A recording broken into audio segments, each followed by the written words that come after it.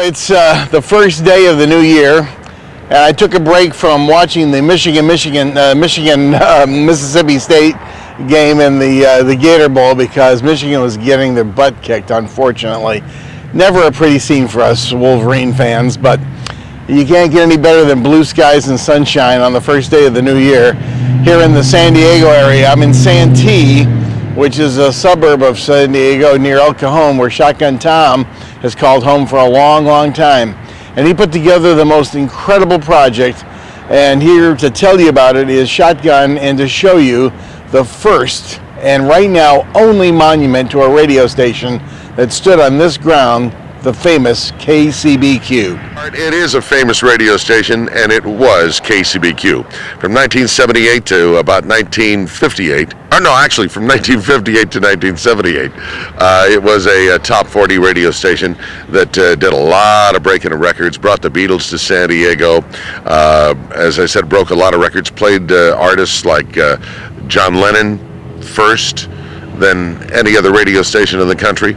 And what Art was talking about, that this is the only monument to a radio station, that's true. Well, actually, there are other radio station salutes, but this is the only monument to a radio station and its personalities in the country. Now, when we were putting this thing together, we had no idea that that was going to be the case, but it wound up that it was, and we are listed now on the National Register of Monuments as the only radio station monument to a radio station and its personalities here in the United States. Let's take a look at it right now.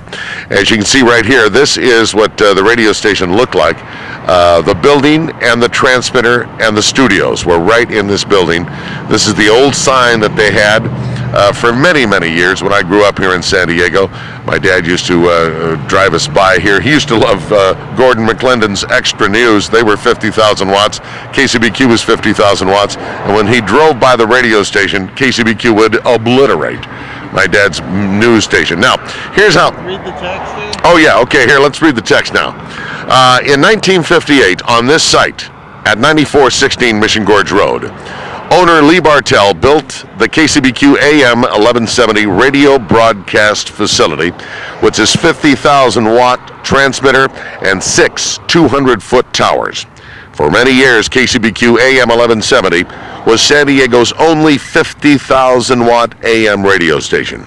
From this location, between 1958 and 1978, legendary radio personalities broadcast the best top 40 music, news, and entertainment to all of San Diego County. During this period, KCBQ AM 1170 was one of the best known and most imitated radio stations in the broadcast industry. That is so very true. Anyway, it was a station that I spent a lot of years at. I was on the air doing afternoon drive at KCBQ for about 6 years. And it was also a station that I used to listen to when I was a kid. And by the way, we go looking at all the personalities on here, and we go down to, yes, here is my name right here, Shotgun Tom Kelly, listed right there in the middle. Now, it is all alphabetical in order. That's why we went A through Z, and there it is. And Mike Butts. And Mike Butts is under the B's, so there he is right there, Mike Butts. Butts in the morning. He was our morning man at KCBQ. Jerry Cagle, program director. Joel Denver. He was also program director. And Buzz Bennett, a very famous program director right there. Also, we can't leave out Rich Brother Robin. Down here, that's he. There he is, right here. Rich Brother Robin, right there. And so many great radio personalities. Some of my favorites were Don Howard up here. Where's Don? Don is right here. I listened to Don many, many years. Happy Hare, very famous radio personality. Happy Hare also was Harry Martin, was his real name, and he worked with Specs Howard. It was Martin and Howard in Cleveland. This was dedicated on... And it was dedicated on August 28th, 2010. It was a summer day, and thank goodness it wasn't crazily hot. But I got to tell you something. A lot of TV stations came out here and covered the event. We had a few stations cover the event before. A big-time radio show, DNC, Dave, Shelley, and Chainsaw did a big thing on it during the week before the dedication. Television station came out to my house. We talked about it on the day of. The day before, there's a guy who does history facts about San Diego, like the KCBQ Monument and how it started and how different names were, came up with in San Diego. His name is Ken Kramer. He does a thing about San Diego. He did that the day before about KCBQ, and that brought several people out. As a matter of fact, how many people came out to the monument? We thought maybe 200, because I got 200 programs made. Over 400 people came out to the monument, and this is where they were. This is where the station used to be. As you see where Coles is here, this is where the 6 200-foot towers stood for so many years. See, Lee Bartell wanted to go 50,000 watts, but to do that, he had to get out to a rural area where there were no homes and no shopping center. So he came out to a rural area called Santee, and that's where we are right now. And so when he put up 6 towers, and the studios were not here except one, Jack Vincent. By the way, we forgot to mention Jack Vincent, 93 years old, did the all-night show from here exclusively because the studios were downtown at 7th and Ash. And the daytime, those studios were used there. But Jack Vincent from midnight to 6, being that he had a first-class FCC license, which you needed to have in those days. You needed to be an engineer and a radio personality. He did his show from midnight to 6 right out here at the transmitter. And he's 93. His name is right here. Let's see Jack's name. Jack was right there. And also, we had the mayor out here for the dedication. Along with the mayor, we had Jack Vincent, the oldest disc jockey alive that was on KCBQ. And of course, a disc jockey I used to go after my paper route, used to ride my bike out here, way out here in Santee, and he used to let me in. I was able to watch him on the air, read the news and commercials, and watch him play the records. But this is where Lee Bartell constructed those 6 towers to go 50,000 watts. Now, in '68, they decided to move the downtown studio and all the offices and the studio to here in Santee.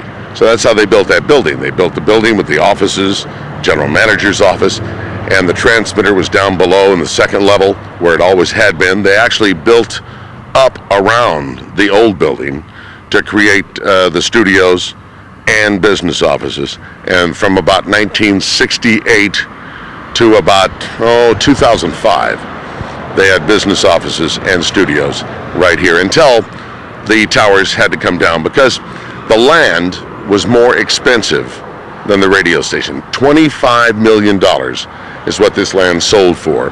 And Mel Carmazan owned the land.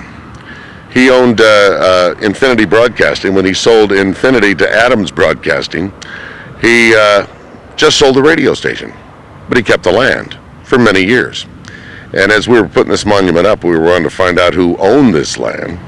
And it turns out, we thought that Lowe's and Kohl's owned the land. Wrong.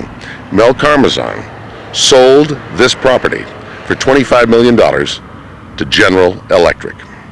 So we decided to go in front of the city council and put it on city property. That's why the monument is closest to the road, as you can see it here today.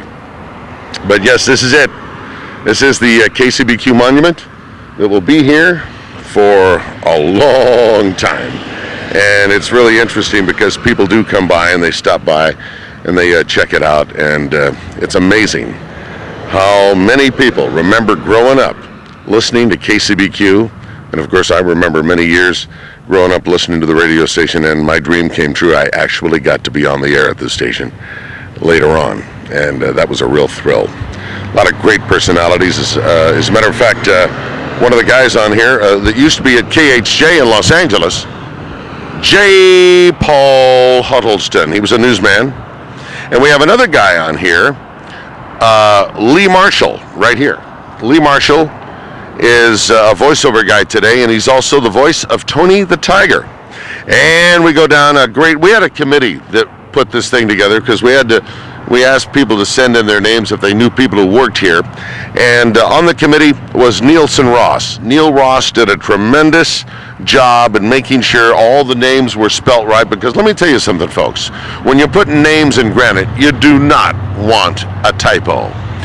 One last thing I want to tell you about, and even though he did not work at the radio station from 1958 to 1978, we had to have a cutoff, but he did produce one of the greatest reunions that I have ever been at. Now, there's been a lot of reunions around the country. You know, in Detroit, they had the big Detroit reunion. KHJ had a reunion for their radio station. But I'll tell you, this guy right here, down here, that's why we included him on the plaque here, or on the granite. Special thanks to Sonny West for organizing the 1990 KCBQ reunion. And he moved the equipment. I mean, the studios were at the hotel. He brought back most of these great legendary disc jockeys. Some of them are not with us today. And we all got to go on the air from the Hilton Hotel with a studio, a full-blown studio in one of the meeting rooms. And a lot of people showed up. So that's why we had to salute Sonny West, because he flew some of the guys in from back east, the expense. And so we had to salute him in some way. But anyway, that's it. Here it is, the KCBQ Monument. By the way, the monument, the dollars were raised by fans and people who worked here at the radio station. Total cost to the monument, $10,000. And we'd like to thank Charco Construction, who put the monument's base in, which is the brick around it. And I also want to thank the Monument Company, Seaman and Poe, who did such a fine job etching the granite and all the names. So a lot of people to thank for putting this baby together. Hi, how you doing? Somebody just waved at me. Anyway, I'm waving at you. Thanks a lot for watching, and I hope you enjoyed the KCBQ Monument.